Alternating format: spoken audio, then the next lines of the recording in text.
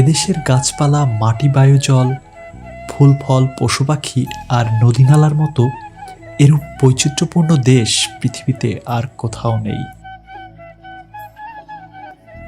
সৌন্দর্যের অপূর্ব লীলানিকেতন এদেশের চিরকাল মানুষকে আকৃষ্ট করেছে, ভাবুক করেছে, করেছে মোহিত।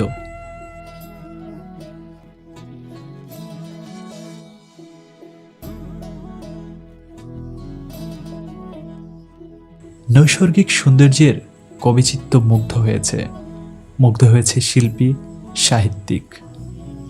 আর তাই তো কবি কণ্ঠে শুনতে পাই, এমন দেশটি কোথাও খুঁজে পাবে না কো তুমি, সকল দেশের রানী সেজে আমার জন্মভূমি।